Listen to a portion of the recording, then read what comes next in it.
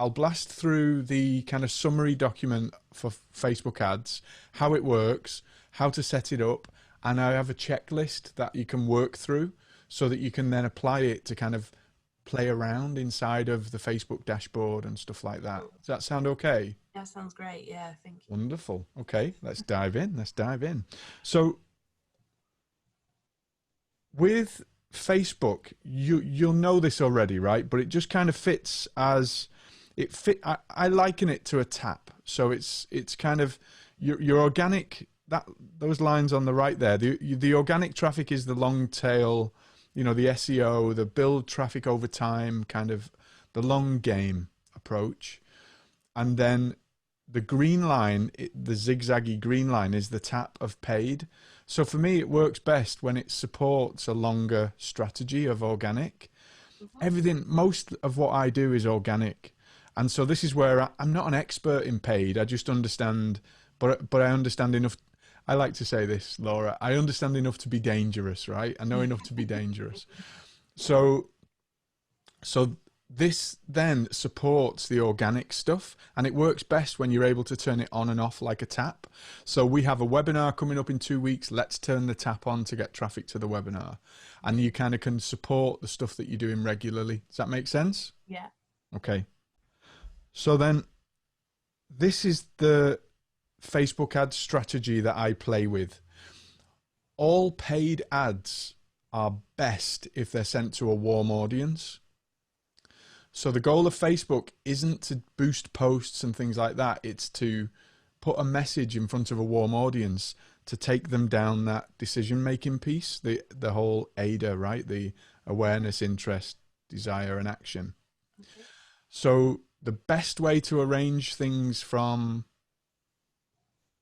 a paid kind of strategy perspective is to spend 20% of the budget creating that bucket of warm people.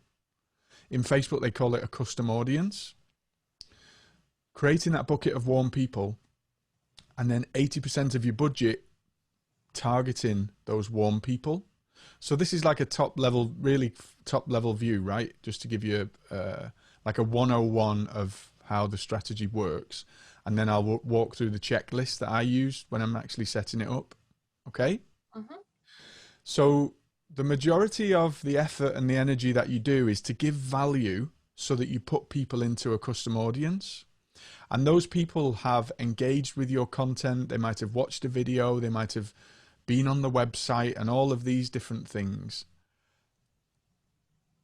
So they kind of qualify themselves as being interested by demonstrating interest through behavior. And then it's those folk, it's that bucket of people in the custom audience that you would then drive to the next bit, the action, you know. So, hey, attend this event. Oh, we've got this webinar. We've got this thing that we're playing with. Come and get it, right? And so that's the overview of the strategy. It's about creating audiences and then putting the right message in front of them audiences. Facebook is very, very clever because it allows you to take a list of existing clients, for example. So we upload an email list. We can target those people for sure, but where it's more powerful is it will allow us to say, okay, here's 1,000 of our clients. Find me people like that. Mm. And so what it does is it has custom audiences and it has what are called lookalike audiences. So you can give it a list of 1,000 clients, for example, and say, find me people that look like that.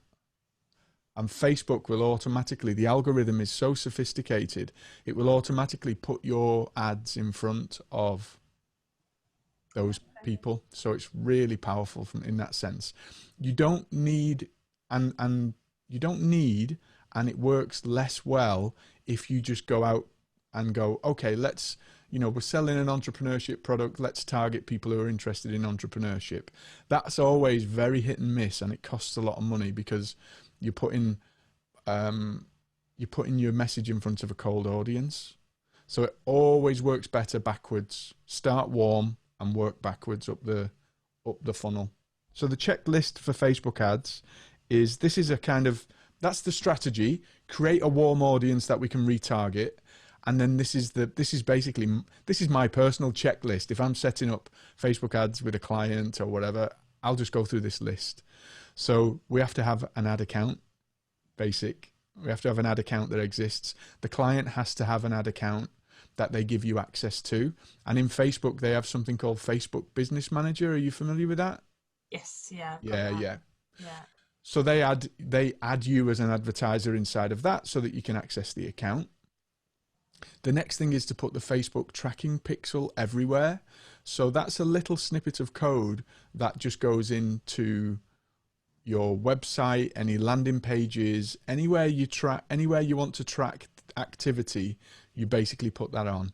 What's always a good thing to do is to install the pixel code everywhere. So if they have a landing page builder like ClickFunnels or Lead Pages, if they have a website, anywhere and everywhere that they exist, place the tracking code. The beauty of that then is you're able to create what Facebook call custom conversions. So if we say somebody signs up for our email list and they land on a thank you page, we can class everybody that lands on that specific URL of the thank you page as a custom conversion. So that's classed as a lead to us, for example. Yeah. And then what we can do when we create the ads, we can create ads based on conversions or targeted for conversions, right, with the objective of getting conversions. And then the conversion is what we've just created as a lead. So we can then say to Facebook, take this lookalike audience of our clients and we want to get people to convert to become leads. So the algorithm kind of fills in a lot of the blanks. Yeah. Okay. So the custom conversions is kind of setting out those milestones in the funnel. Became a lead, opted into something, became a lead, now became a client, all of those things. That's important because it allows you to measure what it costs to acquire a lead, what it costs to acquire a customer, and then you're able to demonstrate ROI then.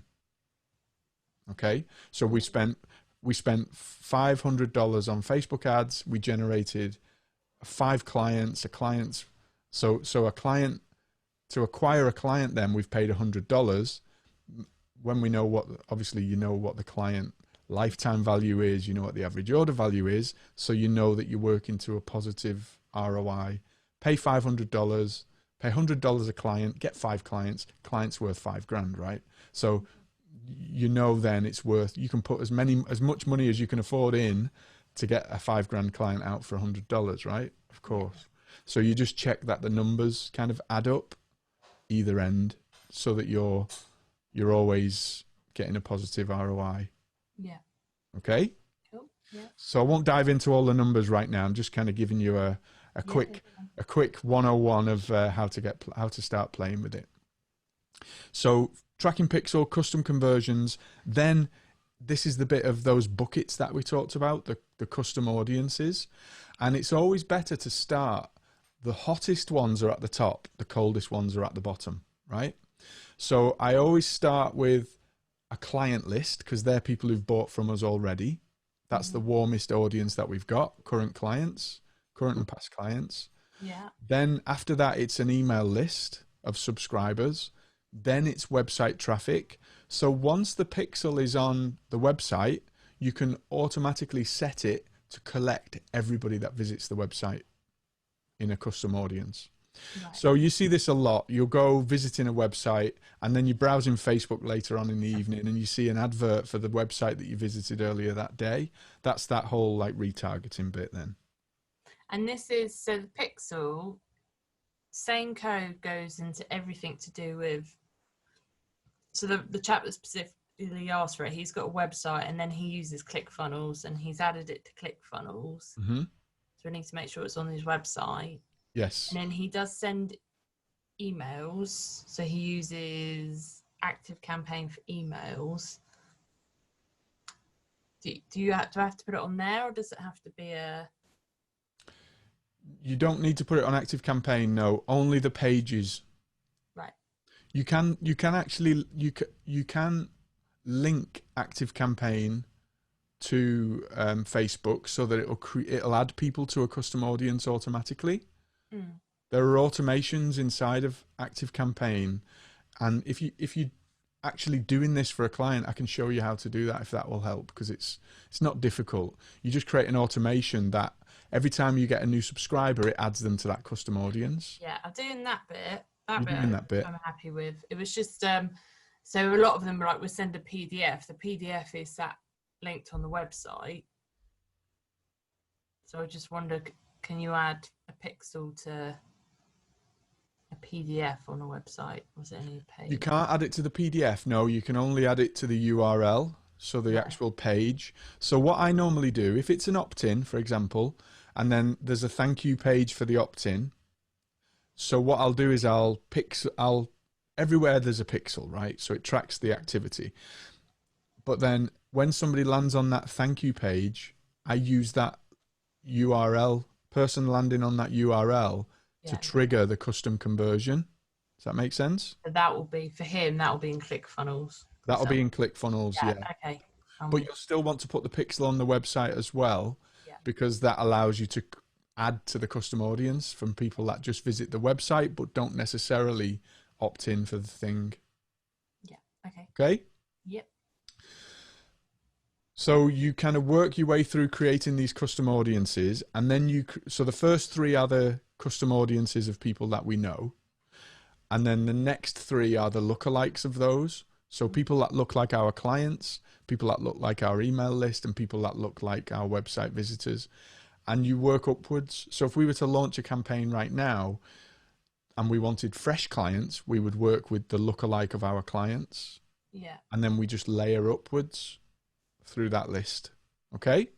And all these sit, so you create a custom audience in the Facebook Manager under the Pixels section.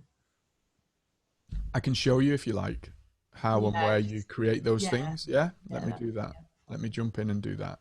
So then it's basically a case of creating the campaigns. So this is the traffic campaigns are your 20% at the top from the strategy diagram. And then your retargeting campaigns are the 80% that get them through the funnel.